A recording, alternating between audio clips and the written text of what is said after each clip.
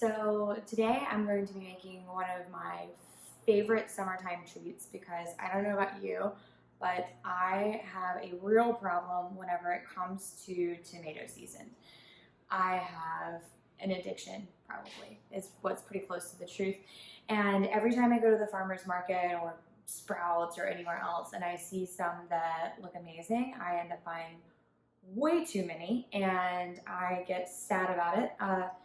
Nearly immediately because then I'm like, no, they're all gonna go bad or bad or no.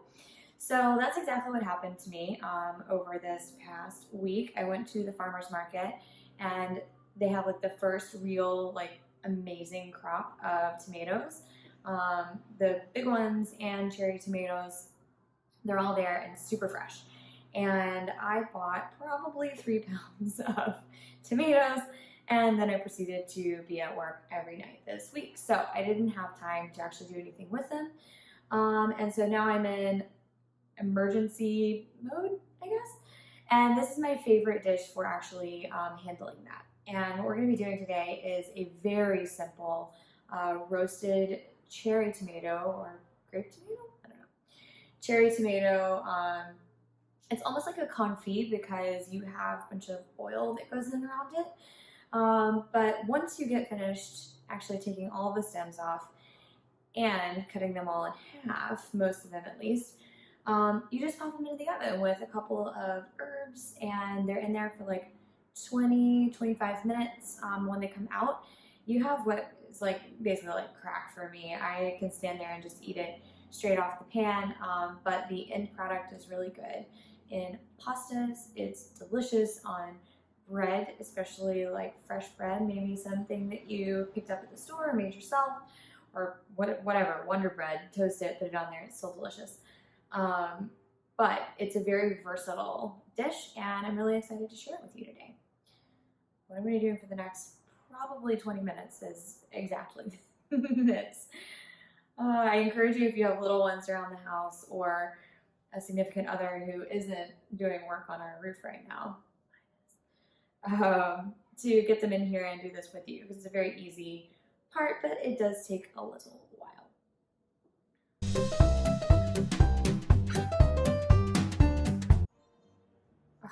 Some of these are just the best because they look like the perfect little guy.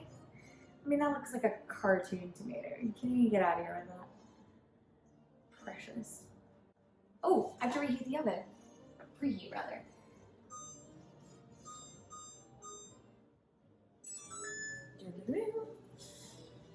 Silly. One of the weird things that I think about whenever I'm doing like the more mindless parts of my activities like this is sometimes you have slips like that. You say, I'm gonna reheat the oven, and you're like, well, that's so stupid. Except if you have an oven that's been heated ever once before, are you always reheating the oven? Think about it. Anyway. Gosh, I don't know what I was thinking. Too many tomatoes.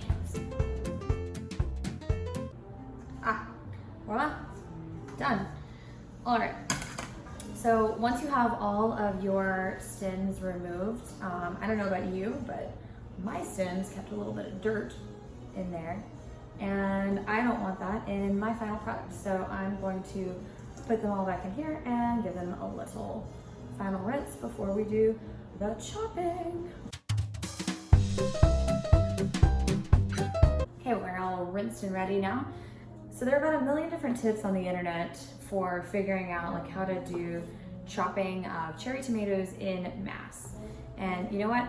I've tried almost all of them, and I will tell you that my best trick is to sharpen the heck out of your knife and just do it manually. Honestly, cherry tomatoes are so delicate usually. You just end up smashing more than you're actually chopping. And that's not really all that useful. Like, who wants to smush their poor little tomatoes that they've spent all this time prepping into some sort of ungodly looking mush?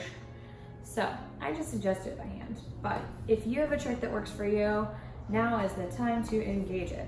It's not totally necessary to chop them because they'll just burst on their own in the oven. But if you have them already open, it helps some of the moisture escape a little bit faster so that that roasting and caramelization process can actually kick in a little bit sooner, and you end up with a little bit of a deeper flavor. That said, you know, if you want to go for it, just put them in there whole. If you don't have time for this crap, I get it, but it's a lazy Saturday at my house, and what am I doing? I'm just gonna do this for a few minutes and then we'll get going on the next part.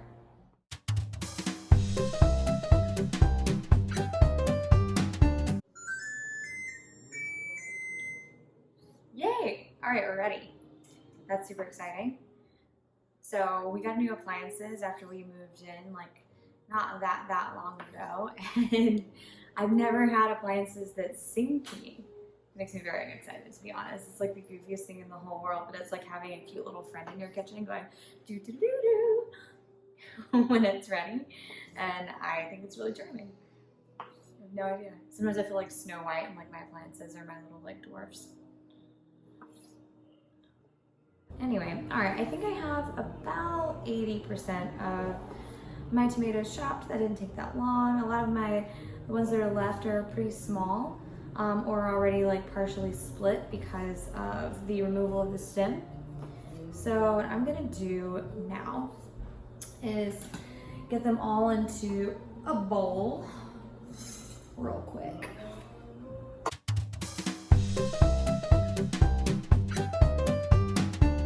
What you're gonna want is a bowl big enough that you can sort of like move stuff around. Some olive oil. This is just like a mid-quality olive oil. I encourage you to use the best that you can. I use a ton of olive oils, so we tend to get ours at Costco. Nothing wrong with Costco. Love Costco. But if you have a better quality olive oil that you prefer to use, do that. This is just kosher salt, diamond crystal, and this is gonna look like a ton of salt, but it's really not. You're gonna salt it, move them around, or if you don't feel like doing that, trusty spoon, move them around like that. Try not to break them up too much because they are still dainty, but add some salt. It's probably all in all, like not even, maybe like a teaspoon and a half of salt. And then some ground pepper. Probably isn't even a teaspoon of ground pepper. That was probably like 8 little twists. See if I can do this without getting it everywhere. Wow, wow. One rogue guy. There we go. Oh no! Man down. All right, so we're salted, we're peppered, and we need to add the olive oil. 1 Mississippi, 2 Mississippi, 3 Mississippi, 4 Mississippi. I would err to the side of more versus less whenever it comes to the olive oil, because that's going to be its cooking agent. Guys, clearly I need to get my bowl game like up because I just keep sloshing things everywhere. Anywho, so you're gonna need a standard baking pan. I like to use parchment paper because it makes cleanup much easier and the tomatoes are much less likely to stick. So dump them out on there, and with all their oil, get it all out because that's the good stuff. Then move them around into a single layer. We've already got some like juices coming out because whenever you salt, you know, any kind of like high water content, like vegetable or fruit, it pulls it out. So you start getting those juices like already. Gosh, these are beautiful. So the other bad thing that I do when I go to the market is I tend to buy more herbs that I can use. So I have a whole bunch of thyme here that is beautiful, even though it is a week old. And I'm just pulling that apart and sprinkling this fresh thyme over my lovely little tomatoes. And you don't have to get these like exactly everywhere because it's a very strong herb and it will do its thing even from afar. Right. And then I also have some basil. And you can put that in there too. That will lend some extra floral herb notes. putting those just all across everything. I actually have a surplus of basil right now, so I'm being a little bit generous with it, but it's completely not necessary for you to have this, for you to have a delicious end product. So, what we have looks a little like this, and what I'm gonna do, because I feel like it, is put a final little like sprinkle of salt on top of everything, because salt is the season of life. And maybe like a crank or two extra of the pepper now when I'm looking at everything, so it gets a little bit of like even coverage. And that's the show, you guys. Pop this baby in the oven for about 20 minutes. Mine goes on the middle rack, and we'll check on it and look at the final product in just a second. Wait, okay, I can't lie to you guys. I got really distracted, I think, by the orange of those tomatoes. They are just sexy. Oh, shit. They're sexy stuff. Oh, why am I losing my mind? Because I am getting some garlic prepared, because garlic makes everything better, especially this tomato dish. And I just sent one flying across the room whenever I was trying to get it ready. But, you know, cooking is fun. You mess up like all along the way, whatever. And all I'm gonna do is give this like a rough chop and then throw it in there like as the rest of the stuff is going. It won't hurt it, it'll be fine. I'm gonna oil it just a little bit, so it's not like all on this lonesome without any oil. Okay, look what the basil's doing already, guys. It's like, went from bright and beautiful to green and moody in like, what, 1 minute? If that. So crazy. Anyway. I can't believe I almost forgot the basil. Or garlic. Good Lord, you guys. Now we wait. Time to see what we have. Look at that. I actually think we could go a little bit longer.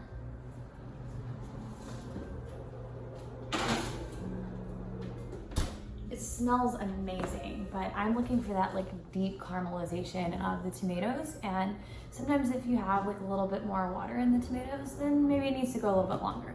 So it's been in there for about 20 minutes. I'm gonna give it maybe 8 more, give or take. So put that time on and check again in a minute. It's singing. Okay, let's have a look. That's more like it. All right. So see these? Beautiful brown color. Can come through. Husband is doing projects. Anyway, so gosh, I wish you guys could smell it. It smells like an amazing pizza situation, actually. But you see, all of my greens are all. Look at that. They're all like brown, but the aroma that they're giving off is like extraordinary. So what I'm gonna do is let these cool, take out the greens, and then put them in an airtight container and either eat them straight. I might just sneak one right now. This is probably not a good idea because it's so hot. No regrets. Oh my gosh, those are so good. Make sure whenever you actually get all of these together, you take their oil too, because that helps keep them really fresh. And also it's just like amazing whenever you're putting on bread or pasta or anything else. So there you have it. Cherry tomato, these are Sungold, confit with fresh herbs and garlic. Enjoy.